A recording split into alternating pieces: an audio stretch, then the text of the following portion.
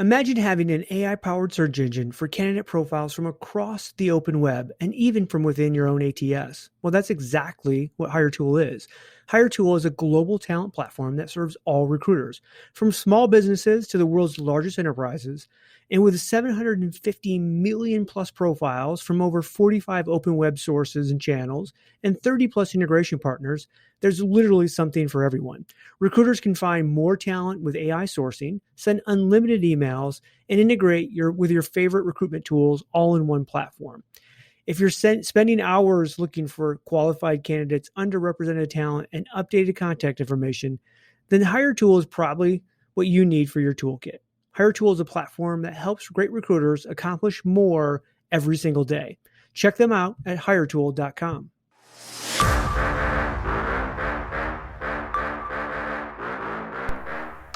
Hey everybody, welcome to HR Famous. I'm your host, Tim Sackett. I'm with my buddy in person, Kris Dunn. We are in Miami. Kris, tell them why we're in Miami. Well, Tim, we're in Miami to see your Michigan State Spartans take on the Hurricanes. The Miami Hurricanes. Yeah, so it's an 11 o'clock kickoff. Yep. We're taping this on a Friday.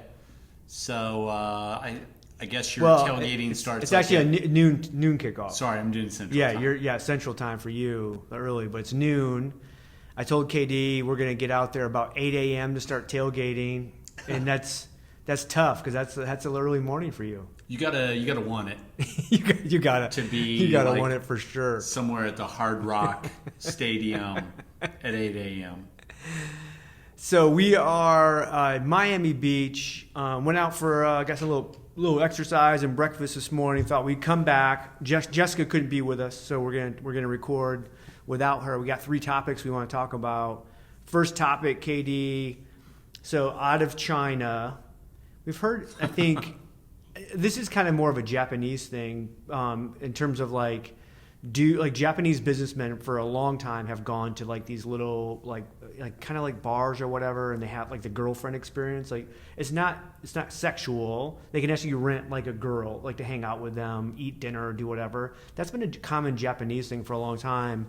But there's a new article out, KD, that Chinese women are actually renting men that will listen to them.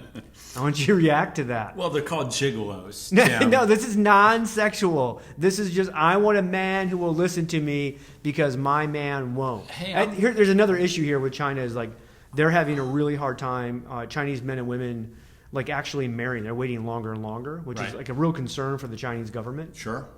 But so now there is an entire economy there where they're saying, hey, I want to rent a boyfriend who is very understanding, will listen to all the things I need. So I guess my question for the rental agencies or whoever like brokers this is, what type of training is involved for that? Are they really listening, Tim, or are they simply just not talking over the woman? No, which is valuable in its own. Yeah. Right? We'll have Cam share the article because it goes into detail on some of the training aspects. One of the big ones is we already know is the men have to be attractive. They want them to be. If a girl is going to rent a guy to listen to them, they don't want an ugly guy. Gigolo. They don't want an ugly guy listening to them. They want a really nice looking guy. But it was funny because like they were asking the rental guys, like, so are you really like this in real life? Are you like a real caring, empathetic, listening guy? And they weren't. They were totally acting, right? But they're getting paid to do it. So they're like, yeah, all right. They're good-looking guys who get the orientation not to talk over the woman. Yeah. What else is involved in the training, Tim? I mean, I think part of it is just again, there's a little bit of a gigolo-ness to this, really? Minus the sexual. Really? I've only said that 3 times already. They obviously want the people to be very attentive. They have like they were showing some pictures of like a normal experience where there's like 3 women renting 3 guys and they're playing like games, and then the guys are going to get the girl a drink, and like they're just being very attentive and listening and like meeting all their needs. So, well, I think I mean that's positive. I would say like what are the workplace implications to this? Like. So if you think about, you talked about the Japanese experience. Yeah. Got this Chinese experience with the flipped genders. Yeah. Going on. We're a workplace podcast, Tim. So let's break down the workplace implications for this. Well, I mean, isn't this just another offshoot of you hiring a consultant for your work and they come in and tell you everything you want to hear? What's the markup rate on this, Tim? I'm sure it's a lot of a markup rate, right? There's a pay rate and a bill rate. There's a pay rate and a bill rate. You're going to pay something, someone's getting paid, someone's making money. This is classic staffing work. Yeah. Yeah. Is there the same, you obviously are a little bit more well-read on this than me. Is there the same gender roles generally in China as there are in the United States historically? What do you mean by that? Well, just like with women coming to the workplace in the United States over the last 40 to 50 years, and that kind of coming together where it's super acceptable, for a woman to be an executive. Because this, by the way, this sounds like a woman executive For type sure. of play. Oh, right? yeah, definitely. Or a woman with money. Yeah. Which, Yeah. I mean, so I was just curious about that. Oh, Like, it's definitely, the sugar mama experience versus the sugar daddy experience, right? Like, I mean, I think that's what it is. But I think traditionally in China, women didn't have this at all. So this is very new for them.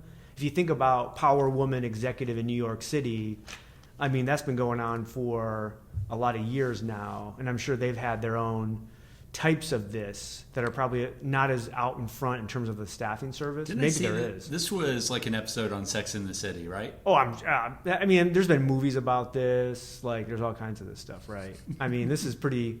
But I think for China, this is a new one, so that's kind of probably the bigger thing. I wish we did have Jessica, because I want to know what Jessica's opinion would be about what she would want, like, out of the man, like from again, non-sexual.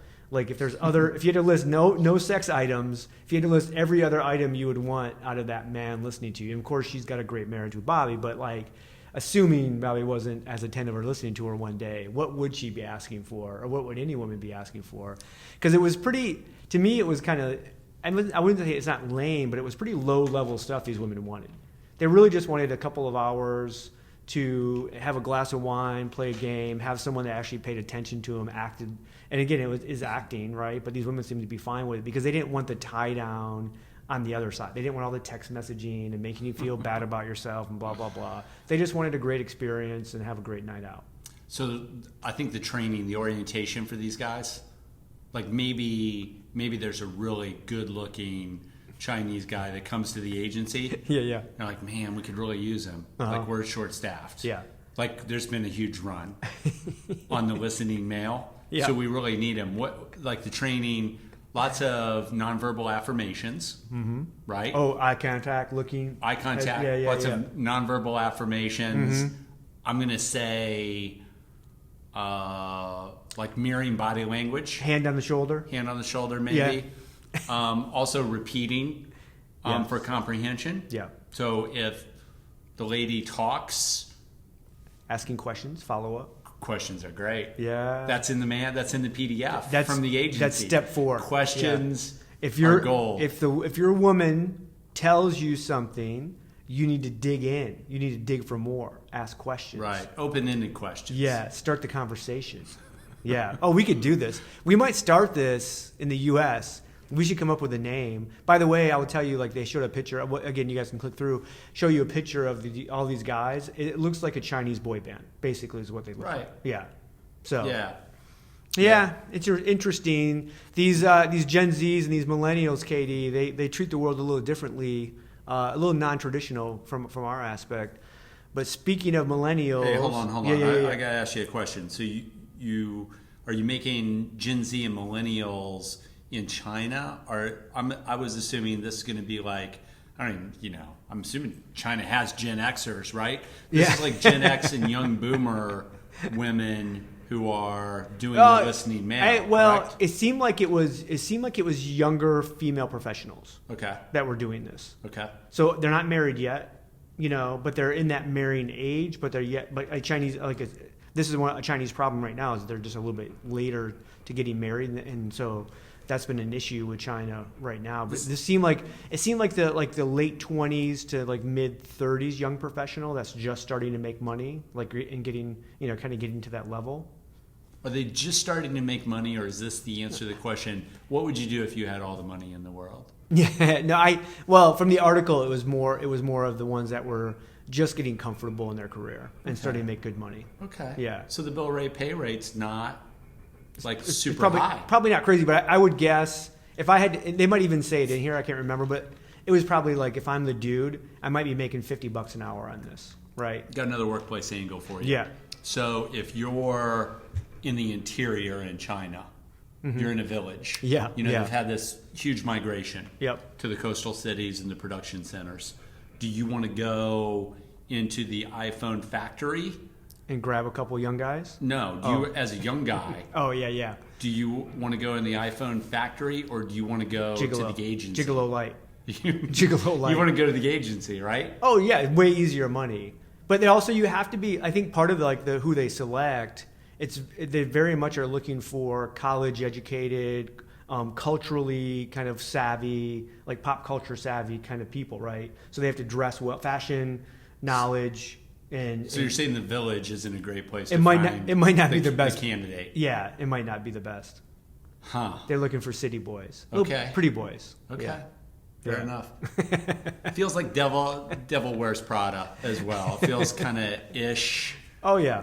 like in that perspective. I mean, like anything, like if you're paying for a service, you're paying for the fantasy side of it, I guess. I don't know. Anyways, before we go down a path we shouldn't. So yeah, like KD, we got I was saying like so this is like this classic millennial segment. And one of the things we hear most often, and we see a lot of media, we see a lot of studies about this, millennials are unhappy with the wealth gap in the country. They believe, right, us as Gen X's or Jay Lee as a geriatric millennial or these baby boomers, that we're taking all the wealth and leaving them with nothing. They have a mortgage and they have college debt and they had to move, during the pandemic, they had to move home and live with their parents. Is Jay Lee a target of this? Is a geriatric millennial? No, she's really, because she's really that would be heartening to me if she's arrived at the age where she's a target. No, I think for she's. This. Oh no, is she targeted? The millennials being unhappy with her? Yeah, and the Z's. Oh, for sure, yeah, because she's a born again Gen X, right? I mean, she's like a sniff away from being Gen X. She's like just career transition. She owns more career Pearl Jam. Skyrocket. Yeah. She owns more Seattle grunge than I do. Oh, for sure. Yeah. So, but anyways, we've been hearing for years now, and so there was a study that was out, an economic study that kind of showed, and I shared the graph with you and Jay Lee, and it showed by age. So us as a 30-year-old, so when Gen Xers like us were 30, that was a while back, like what, right. 2000? I don't know. No, early. and then when you take a look at baby boomers when they were 30, and then you take a look at millennials when they were 30, there is literally no difference in the level of wealth comparison at that age. And that's actually taking into, in fact, the actual changes in the dollar and everything like that. And then even so, as you start to go up, what happens is when you get older, KD, and you work jobs for years and you actually invest in a home. And this is good. You're teaching me here. You do. What happens? Tell me more. And there's a thing called compound interest as you start to invest. Okay. And so I'll do a little investment strategy with you. It turns out you start to gain wealth. And so when you become 40, 50, you have to start. 60, you have to start. And by the way, the earlier you start, the better. Hey, you know what's bad for a lifetime savings rate? What's bad? It's going to the agency and getting the guy who listens. To buy a friend, boyfriend? Like paying for a boyfriend. Yeah, because if you're going to do that, that's like... Turns out. You know what's really bad for savings as well? What? Traveling the world when you're 28 and you don't really have the money for it. Yeah. But you feel like you deserve it. Yeah. That's kind of... Are we getting a little condescending with this? So it turns out there's not really a wealth gap. There is a wealth gap. Guess what? Older people who've worked for a lot of years make more and have more than younger people. So you've got young sons, so do I. Yeah. Jessica's children are younger, so she hadn't really thought a lot about this, or she probably has thought about some of this. But the biggest thing, don't you worry? So when millennials or Gen Z, it seems like the millennials though, right? It seems like kind of that 30-ish, yes. early 30s. When they look at the boomers Yeah. who are still hanging on. Yeah. They're God, still die hanging already, on. right? They're still hanging Yeah. on. Yeah. Like they're even in the workplace, those boomers. So when they look at them, they see like a lot of privilege. I got to tell you this though. So we're the generation down from the boomers. Yeah. I don't know a single boomer who grew up with 2 pennies to scratch together. It was a very different time. Very different. Like related to the like just the stuff you could have. So kind of bridging on to that, I think, we're very much a consumption society. Yeah. With, name it, right? You mentioned one, travel, media. Oh, like automobiles, laptops, shoes, iPhones. You can go on and get Yeah. any piece of clothing you want Yeah. online. By the way, you can split it up. You can pay later. Yeah. Four different payments. Pay Yeah. after, which is like the new big thing.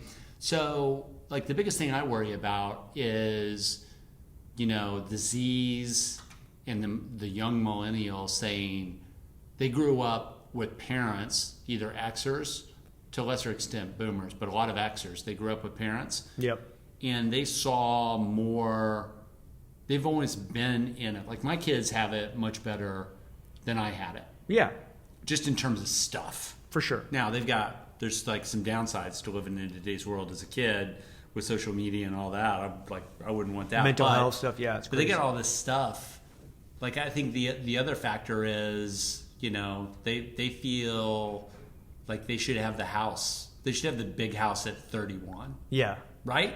Hello, this is Michael Vandervoort from the Drive Through HR podcast, where we discuss ideas, trends, and activities that impact HR, talent, HR technology, and the workplace. Our focus is on expanding knowledge and igniting curiosity as we hear directly from people who are shaping the future of the HR industry. Join us. Oh yeah. Well, because they see some YouTuber or some influencer on TikTok or whatever who's making $100,000 a month, and they have the perfect, white kitchen and marble and all, like the house on the water and blah blah blah, and they go, well, shoot, I should be able to have that too. The reality is like you and I in our 50s, we're just being able to get some of those things. You have those things? Well, not all of them. You have a white kitchen? I do have a white kitchen. But we just had to put that in the last couple of years. Hashtag renovation. Hashtag renovation on a house I've been paying off for 15 years. Yeah. So all of that, everything you just said, minus the kitchen renovation part, screams of a saying I'm fond of, which is comparison is a thief of joy. Yeah. Right? Yeah. And that's why, I would rather grow up with less consumption. If you gave me both choices, I'd rather grow up the way I grew up because I wouldn't have to deal with social media as a kid. Yeah, you're right. But I think, and again, we'll share, have Cam share that link in the notes. But it's an amazing graph to look at because the millennials are actually trending at the same rate and same level as the generations before them.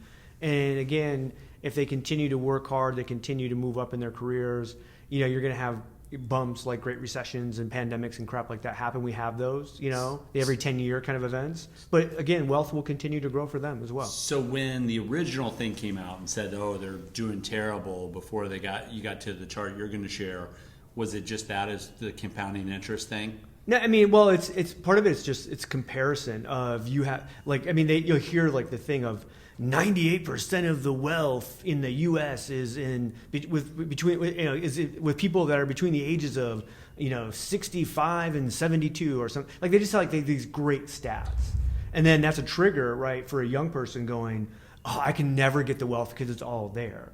Well, it's always been there, That's just that. So it's kind of that again. It's them not really understanding how wealth. They understand. I think they understand how wealth is built over time. But they believe that it's always going to be there and they'll never get it. And you're like, well, you will get it, but you'll have it when you're that age, right? That's how it works. Well, but you have to start. Yes, you have to start saving. You have to start saving.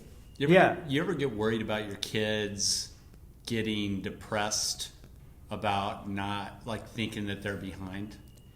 Yeah, but KD, when did you feel like you were no longer behind? It's a recent feeling for me. I remember in my turning 40 and holy crap, I'm never going to be able to retire. I think I've always been pretty chill about all that. Oh yeah, I don't think I ever really felt it. I always felt like I'm going to work until I'm dead, basically. Like it's just not going to ever be there.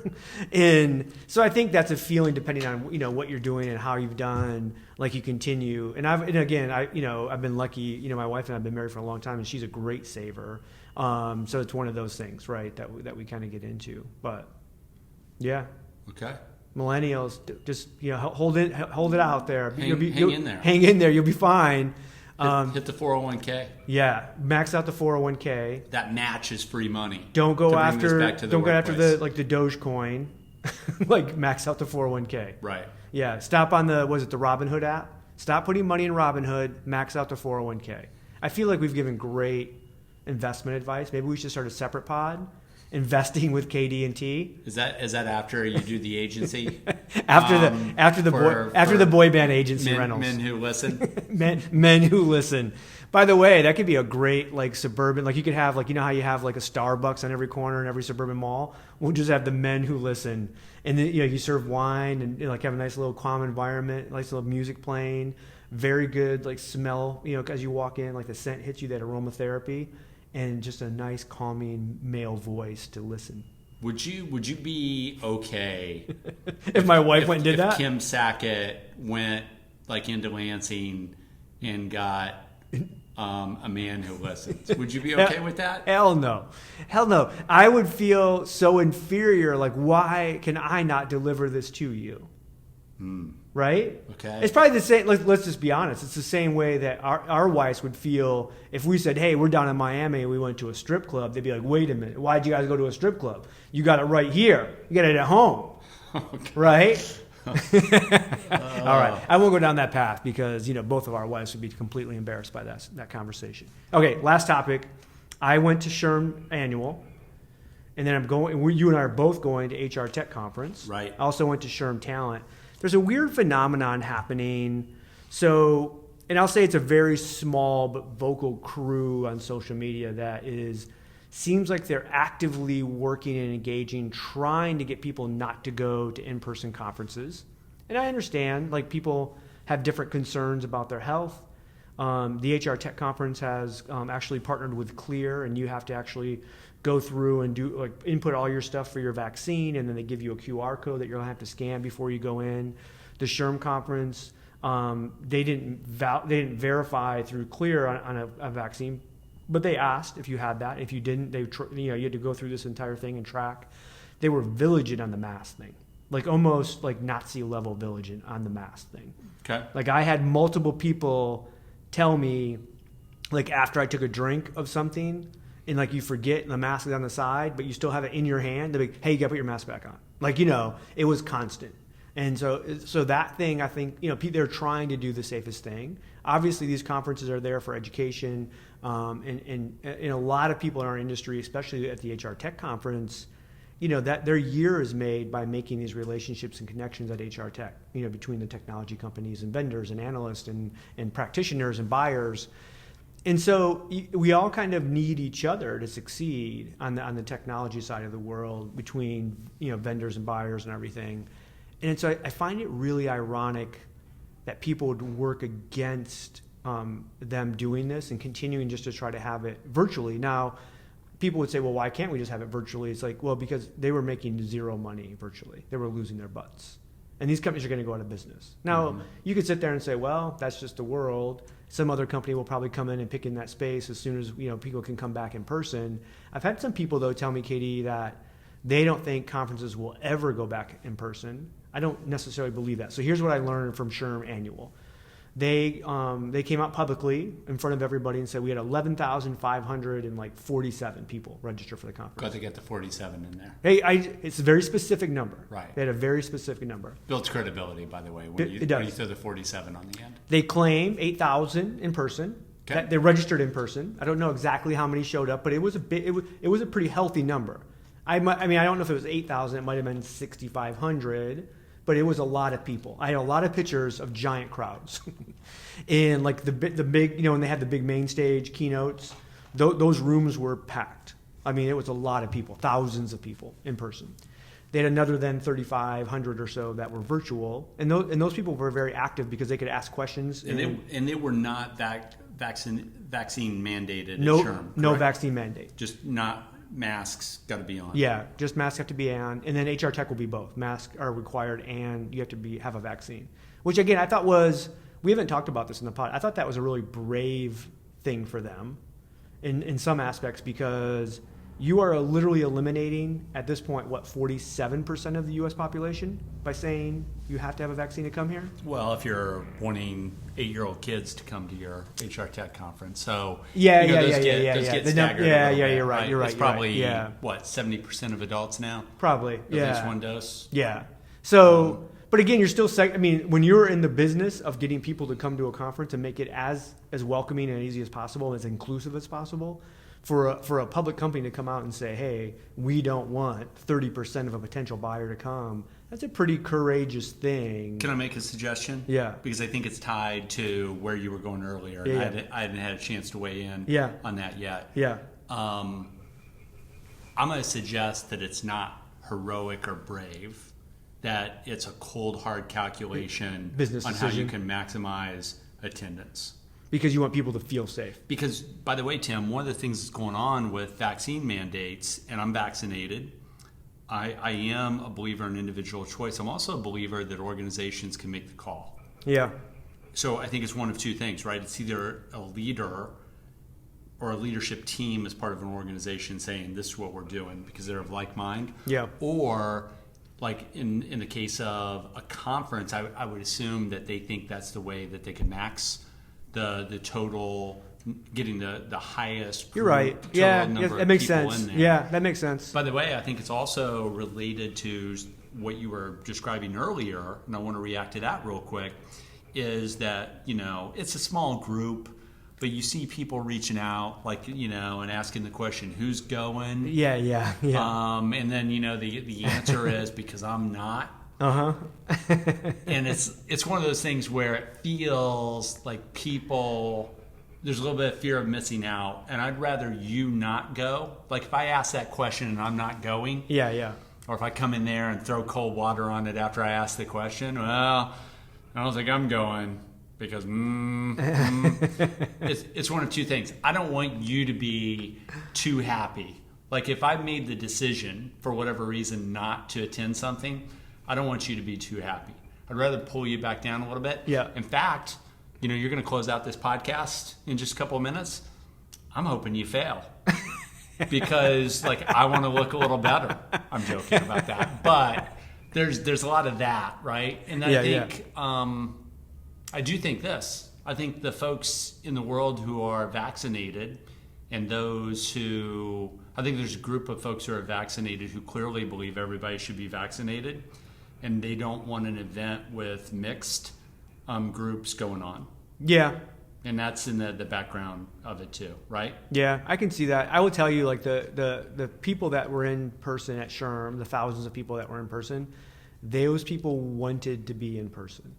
They really wanted to be there. They were very engaged. I've been to a lot of SHRM conferences, and you have, again, when you get a really big, if you get 15,000, 17,000 people in person, you're going to have all kinds of, you're going to have introverts there, you're going to have extroverts. The extroverts showed up. Right. Every session I was in, every place I was, people were talking to you. They wanted to do that. So it was a pretty cool experience from that standpoint in terms of feeling very welcome. The HR community was very welcoming. But of course it was all the extroverts came out to say, I need this. I've been at home for a year and a half. I need some personal interaction. You know what else they needed? Michael Bolton. Dude, Michael Bolton looks so old. Oh my god. Well, here's what I was doing. I saw one picture of Michael Bolton, and I can't remember what it was, but I zoomed on it. There were 4 people in the band and background singers. Yep. And I was trying to evaluate, if you're Michael Bolton and you're going to SHRM, and you're taking your appearance fee. Yeah. Do you go with a young band and young background singers, or do you make them age appropriate for who you are? I believe he went more age appropriate for who he is. I didn't see a lot of people who were less than 40 in his band are background singers. Yeah, it's probably musicians he's worked with for a long time. Right. They trust. That's usually how it kind of goes. We actually did have this conversation. There was a group of people, friends of FOT, friends of HR Famous, out one night, and we asked a question because it was the night I think that Michael Bolton was going on, so people were going, and so I said, Enola, that's for 2022 in New Orleans. What's somebody that is under 35 performer, like musical act, that they could get for SHRM that would actually be a hit? Because the audience is skewing younger at SHRM. Right. Because all the coordinators coming in, baby boomers are leaving, and so you get younger and younger, and it's also mostly female. So it's a heavy female, younger, and it was hard to really. And then you also, you're thinking like, okay, well, who do you like? It's hard to like. They're like, oh, Maroon 5. Well, even then, they're a little older now. They're like late 30s, early 40s, right? So even Maroon 5 isn't necessarily. Now, again, I think Adam Levine would still be a huge get. He'd still be ripped. Well, yeah, he would be Adam Levine, right? It would be better than anybody else they've had in like the last 5 years. They haven't had really good acts in a long time. But that's pretty expensive. My guess is trying to figure out what they would actually spend on Michael Bolton or what they spend on like the people they've had in the last, and it can't be it can't be more than like. What's your favorite Michael Bolton song? I couldn't tell you a Michael Bolton song right now. How Am I Going to Live Without You? Can you sing a little bit for us? I can't. I could, but it wouldn't be good. That's the one, and I can't think about Michael Bolton and SHRM without thinking about Michael Bolton in Office Space. Uh-huh. Why should I change my name? Why should you change your He's name? the one that sucks. Maybe they should bring in Michael Bublé. I don't know who that is, Tim. Yeah, well, he has. All I know is because he has his commercials with like the bubbly, whatever drinks. But he's a singer too. All right, Jay Lee we probably need her for this conversation. She has to help us find. I mean, she would want BTS to come, and there's no way that's going to happen. Like that was way. You need somebody that's probably in the $50,000 kind of dollar range. I would be super interested to know how much they paid for Michael Bolton. You wouldn't think more than 50, right? I don't know. 25, 50? I don't know. Yeah. All right. Well, hey, we'll be at HR Tech in a couple weeks. We will definitely be coming back with some content and discussion about what we liked. Oh, by the way, so one of the things that SHRM actually pulled in a startup competition similar to what HR Tech does. I'm a judge and an MC at the HR Tech one. They did really well. They brought in Damon Johns from Shark Tank, which really filled the room. People wanted. It was kind of weird because I think people were there just to see Damon John, right. and they interviewed him for like a half hour, which was really good. Yeah. And then they go in through the competition. As the competition started, people started leaving the room.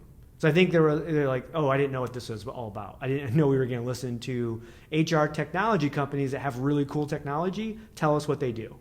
We are redefining payroll, Tim. We're redefining payroll. There was a daily pay play there, so they were definitely there. The one that won it was Comped. Pretty cool technology. It's all about perks, which is sexy, and like when you have a guy like Damon, like he's great on Shark Tank, but he doesn't really know HR tech, so he's just going to pick the sexiest thing. And then there was a couple other private equity folks that didn't necessarily specialize in HR tech either, but.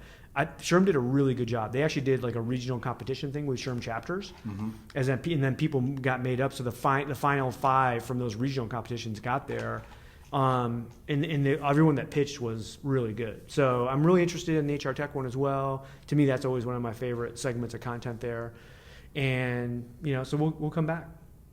All right, that's KD&T from Miami. Yeah. HR Famous. South Florida. It's getting ready to storm here. It was 1,000,000 degrees this morning and sunny, and now we have the late afternoon thunder showers coming in. So we will check you guys out next episode. For HR Famous, for Kris Dunn, I'm Tim Sackett. We are out.